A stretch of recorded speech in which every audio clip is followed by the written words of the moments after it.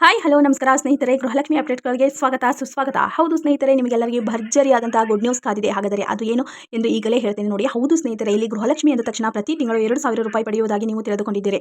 ಆದರೆ ಇಲ್ಲಿ ಗೃಹಲಕ್ಷ್ಮಿ ಎಂದ ತಕ್ಷಣ ಇಲ್ಲಿ 70,000 ರೂಪಾಯಿ ಪಡೆಯುವಂತಹ ಭರ್ಜರಿಯಾದಂತಹ ಅವಕಾಶ ನಿಮಗೆ ಇಲ್ಲಿ ದೊರೆತಿದೆ. ಹಾಗಾದರೆ 70,000 ರೂಪಾಯಿ ಪಡೆಯಲು ಯಾರು ಯಾರು ಅರ್ಹರಿರುತ್ತಾರೆ ಮತ್ತು ಆ 70,000 ರೂಪಾಯಿ ಗೃಹಲಕ್ಷ್ಮಿಯರಿಗೆ ಅಥವಾ ಅವರ ಮಕ್ಕಳಿಗೆ ಅಥವಾ ಕುಟುಂಬದ ಎಲ್ಲ ಸದಸ್ಯರಿಗೂ ಎಂಬ ಎಲ್ಲ ಪ್ರಶ್ನೆಗಳಿಗೆ ಉತ್ತರ ನಮ್ಮ ಈ ವಿಡಿಯೋದಲ್ಲಿ ಇರುತ್ತದೆ. ಹಾಗಾದರೆ ಇನ್ನೇಕೆ ತಡ, ಇಂದೇ ನಮ್ಮ ಚಾನಲ್ ಅನ್ನು ಲೈಕ್ ಮಾಡಿ, ಶೇರ್ ಮಾಡಿ ಮತ್ತು ಸಬ್ಸ್ಕ್ರೈಬ್ ಮಾಡಿ. ಪ್ಲೀಸ್ ಸಪೋರ್ಟ್ ಮಾಡಿ. ಹೌದು ಸ್ನೇಹಿತರೆ, ಇದು ಯಾವುದೇ ತರಹದ ಫೇಕ್ ವಿಡಿಯೋ ಆಗಲಿ ಮತ್ತು ಸುಳ್ಳು ಸುದ್ದಿ ಆಗಲಿ ಅಲ್ಲ. ಇದು ಭರ್ಜರಿಯಾದಂತಹ ಗುಡ್ ನ್ಯೂಸ್ ಮತ್ತು ಇದು ಸರ್ಕಾರವೇ ಜಾರಿಗೆ ತಂದಿರುವಂತಹ ಒಂದು ಹೊಸ ಯೋಜನೆಯಾಗಿದೆ. ಹಾಗಾದರೆ ಪ್ಲೀಸ್ ನೀವು ಪ್ರತಿ ತಿಂಗಳು 2,000 ರೂಪಾಯಿ ಪಡೆಯುವಂತಹ ಗೃಹಲಕ್ಷ್ಮಿ ಫಲಾನುಭವಿಗಳೇ ಹಾಗೂ APL, BPL ಮತ್ತು ಅಂತ್ಯೋದಯ ರೇಷನ್ ಕಾರ್ಡ್ ಹೊಂದಿದವರೇ ಹಾಗಿದ್ದಲ್ಲಿ ಇಂದೇ ನಮ್ಮ ಚಾನಲ್ ಅನ್ನು ಪೂರ್ತಿ ಲೈಕ್ ಮಾಡಿ, ಶೇರ್ ಮಾಡಿ ಮತ್ತು ಸಬ್ಸ್ಕ್ರೈಬ್ ಮಾಡಿ ಪ್ಲೀಸ್. ಹೌದು ಸ್ನೇಹಿತರೆ, ಇದು ಯಾವುದೇ ತರಹದ ಫೇಕ್ ವಿಡಿಯೋ ಅಲ್ಲ. ನಿಮ್ಮೆಲ್ಲರಿಗೂ ಒಂದು ಭರ್ಜರಿಯಾದಂತಹ ಗುಡ್ ನ್ಯೂಸ್ ಆಗಿದೆ. ಹಾಗಾದರೆ ಇನ್ನೇಕೆ ತಡ, ಪ್ಲೀಸ್ ಲೈಕ್ ಮಾಡಿ, ಶೇರ್ ಮಾಡಿ ಮತ್ತು ಸಬ್ಸ್ಕ್ರೈಬ್ ಮಾಡಿ. ಇದೇ ತರಹದ ಕಂಟಿನ್ಯೂಸ್ ವಿಡಿಯೋಗಾಗಿ ಮತ್ತು ಸರ್ಕಾರದ ಯೋಜನೆಗಳಿಗಾಗಿ ಮತ್ತು ಸರ್ಕಾರದ ಉದ್ಯೋಗದ ಮಾಹಿತಿಗಾಗಿ ಇಂದೇ ನಮ್ಮ ಚಾನಲ್ ಅನ್ನು ಸಬ್ಸ್ಕ್ರೈಬ್ ಮಾಡಿಕೊಳ್ಳಿ. ಹೌದು ಸ್ನೇಹಿತರೆ, ನಿಮ್ಮೆಲ್ಲರಿಗೂ ಭರ್ಜರಿಯಾದಂತಹ ಗುಡ್ ನ್ಯೂಸ್ ಕಾದಿದೆ. ಇಲ್ಲಿ ಪ್ರತಿ ತಿಂಗಳು 2,000 ರೂಪಾಯಿ ಗೃಹಲಕ್ಷ್ಮಿಯ ಫಲಾನುಭವಿಗಳಿಗೆ 70,000 ರೂಪಾಯಿ ಪಡೆಯುವಂತಹ ಭರ್ಜರಿಯಾದಂತಹ ಗುಡ್ ನ್ಯೂಸ್ ಇದಾಗಿದೆ. ಹಾಗಾದರೆ ಇದಕ್ಕೆ ಬೇಕಾಗುವಂತಹ ದಾಖಲೆಗಳು ಏನು ಮತ್ತು ಯಾವ ಅರ್ಹತೆಗಳನ್ನು ಹೊಂದಿರಬೇಕು ಎಂಬುದರ ಮತ್ತು ಇದನ್ನು ಹೇಗೆ ಅರ್ಜಿ ಸಲ್ಲಿಸಬೇಕು ಮತ್ತು ಯಾವ ತಾರೀಕಿನ ಒಳಗೆ ಅರ್ಜಿಯನ್ನು ಸಲ್ಲಿಸಬೇಕು ಎಂಬುದರ ಸಂಪೂರ್ಣವಾದ ಮಾಹಿತಿ ಈ ವಿಡಿಯೋದಲ್ಲಿ ಇರುತ್ತದೆ. ಹಿಂದೆ ಪ್ಲೀಸ್ ಈ ವಿಡಿಯೋವನ್ನು ಪೂರ್ತಿಯಾಗಿ ನೋಡಿ, ಲೈಕ್ ಮಾಡಿ. ಪ್ಲೀಸ್ ಈ ಒಂದು ವಿಡಿಯೋಕ್ಕೆ ಪ್ಲೀಸ್ ಲೈಕ್ ಮಾಡಿ, ಶೇರ್ ಮಾಡಿ ಮತ್ತು ಸಬ್ಸ್ಕ್ರೈಬ್ ಮಾಡಿ. ಪ್ಲೀಸ್ ಸಪೋರ್ಟ್ ಮಾಡಿ.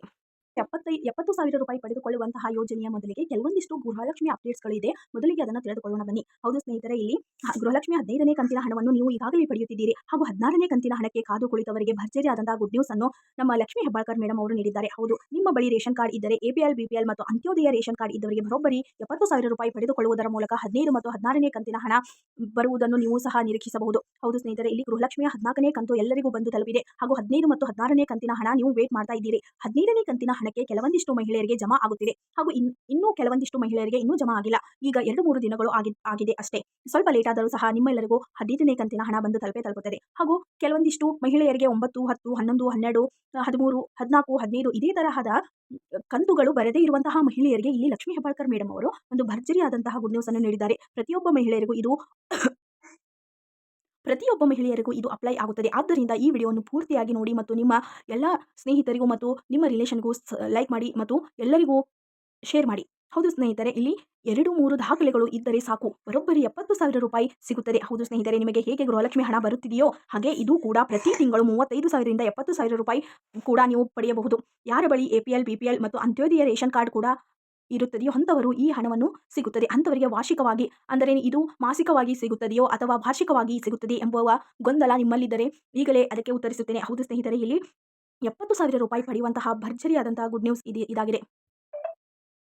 ಇಲ್ಲಿ ಲಕ್ಷ್ಮಿ ಹೆಬ್ಬಾಳ್ಕರ್ ಮೇಡಮ್ ಅವರು ಇಲ್ಲಿ ಕಂತುಗಳು ಬಾಕಿ ಇರುವಂತಹ ಮಹಿಳೆಯರಿಗೆ ಒಂದು ಸಿಹಿ ಸುದ್ದಿಯನ್ನು ನೀಡಿದ್ದಾರೆ. ಆದಷ್ಟು ಡಿಸೆಂಬರ್ 15ರ ಒಳಗಾಗಿ ನಿಮ್ಮೆಲ್ಲರಿಗೂ 15 ಮತ್ತು 16ನೇ ಕಂತಿನ ಹಣ ಬಂದು ತಲುಪುತ್ತದೆ ಎಂಬುದರ ಭರವಸೆಯನ್ನು ನೀಡಿದ್ದಾರೆ. ಆದ್ದರಿಂದ ಉಳಿದ ಕಂತುಗಳ ಹಣವನ್ನು ಪಡೆದೇ ಇರುವಂತಹ ಮಹಿಳೆಯರು ಯಾವುದೇ ಬೇಸರವನ್ನು ವ್ಯಕ್ತಪಡಿಸದೆ ಹಣವನ್ನು ನಿರೀಕ್ಷಿಸುವುದಾಗಿ ಇಲ್ಲಿ ಅವರು ತಿಳಿಸಿದ್ದಾರೆ. ಹಾಗಾದರೆ ಇಲ್ಲಿ 70,000 ರೂಪಾಯಿ ಪಡೆಯುವುದು ಹೇಗೆ ಮತ್ತು ಹೇಗೆ ಅರ್ಜಿ ಸಲ್ಲಿಸಬೇಕು ಮತ್ತು ಯಾವ ತಾರೀಕಿನೊಳಗೆ ಅರ್ಜಿ ಸಲ್ಲಿಸಬೇಕು ಮತ್ತು ಬೇಕಾಗುವಂತಹ ಡಾಕ್ಯುಮೆಂಟ್ಸ್ಗಳು ಏನು ಮತ್ತು ಯಾರಿಗೆ ಈ ಹಣ ಬರುತ್ತದೆ ಎಂಬುದರ ಸಂಪೂರ್ಣವಾದ ಮಾಹಿತಿಯನ್ನು ನೋಡುವುದಾದರೆ, ಹೌದು ಸ್ನೇಹಿತರೆ, ಇಲ್ಲಿ ಗೃಹಲಕ್ಷ್ಮಿಯ ಮಕ್ಕಳಿಗೆ ಈ ಹಣ ಇಲ್ಲಿ ದೊರೆಯುತ್ತದೆ. ಹೌದು, ನೀವು ಇಲ್ಲಿ ಗಮನವಿಟ್ಟು ಕೇಳಬಹುದು. ವಿದ್ಯಾರ್ಥಿಗಳು ಭಾರತದಲ್ಲಿ ಮಾನ್ಯತೆ ಪಡೆದ ಕಾಲೇಜುಗಳಲ್ಲಿ ಸ್ನಾತಕೋತ್ತರ ಪದವಿಯನ್ನು ಪಡೆದಿರಬೇಕು. ಅಂದರೆ ಗೃಹಲಕ್ಷ್ಮಿಯ ಮಕ್ಕಳು. ಹೌದು ಸ್ನೇಹಿತರೆ, ನೀವು ಪ್ರತಿ ತಿಂಗಳು 2,000 ರೂಪಾಯಿಯನ್ನು ಪಡೆಯುತ್ತಿರುವಂತಹ ಗೃಹಲಕ್ಷ್ಮಿಯ ಫಲಾನುಭವಿಗಳಿಗೆ ಮಕ್ಕಳಿಗೆ ಈ ಹಣ ಬರುತ್ತದೆ. ಅವರು PUC ಡಿಗ್ರಿ ಪಾಸ್ ಆಗಿದ್ದು ಅವರು ಸ್ನಾತಕೋತ್ತರ ಪದವಿ ಅಂದರೆ MCom, MA ಮತ್ತು ಇನ್ನಿತರ ಸ್ನಾತಕೋತ್ತರ ಪದವಿಯನ್ನು ಪಡೆದಿರುವಂತಹ ಅಭ್ಯರ್ಥಿಗಳಿಗೆ ಇಲ್ಲಿ ಪ್ರತಿ ತಿಂಗಳು 35,000ರಿಂದ 70,000 ರೂಪಾಯಿ ಪಡೆಯುವಂತಹ ಭರ್ಜರಿ ಅವಕಾಶ ಇದಾಗಿದೆ.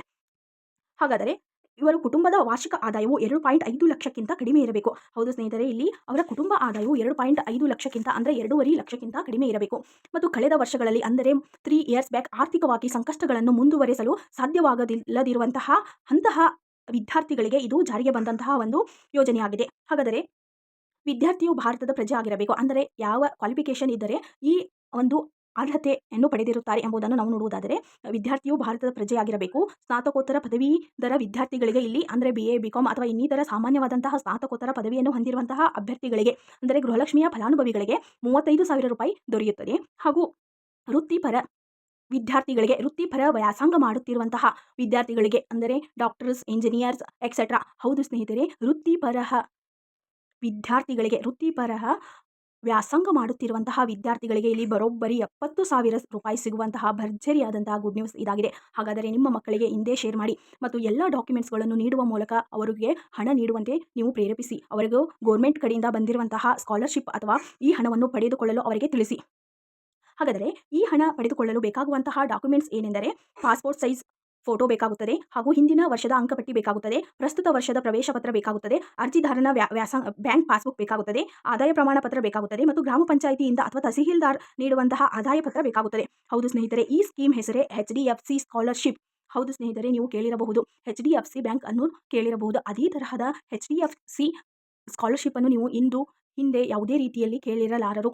ಹಾಗಾದರೆ ಇದು ಸರ್ಕಾರವು ಬಡ ಮಕ್ಕಳಿಗೆಂದೇ ಅಂದರೆ APL, BPL ಮತ್ತು ಅಂತ್ಯೋದಯ ಕಾರ್ಡ್ ಅನ್ನು ಹೊಂದಿರುವಂತಹ ವಿದ್ಯಾರ್ಥಿಗಳಿಗೆ ವ್ಯಾಸಂಗ ಮಾಡಲು ಹೆಲ್ಪ್ ಆಗುವಂತೆ ಜಾರಿಗೆ ತಂದಿರುವಂತಹ ಹೊಸ ಸ್ಕೀಮ್ ಇದು HDFC ಸ್ಕಾಲರ್ಶಿಪ್. ಹೌದು ಸ್ನೇಹಿತರೆ, ಇಲ್ಲಿ ESEE ಪ್ರಮಾಣ 2023-24ನೇ ಈ ಸಾಲಿನಲ್ಲಿ ವ್ಯಾಸಂಗ ಮಾಡುತ್ತಿರುವಂತಹ ವಿದ್ಯಾರ್ಥಿಗಳಿಗೆ 35,000 ರಿಂದ 75,000 ರೂಪಾಯಿ ಹಣ ಸಿಗುತ್ತದೆ. ಮತ್ತು ಯಾರ ಮನೆಯಲ್ಲಿ ವ್ಯಾಸಂಗವನ್ನು ಮುಂದುವರಿಸಲು ಆಗುತ್ತಿಲ್ಲ ಅಂಥವರಿಗೆ ತುಂಬಾ ಸಹಾಯವಾಗುತ್ತದೆ.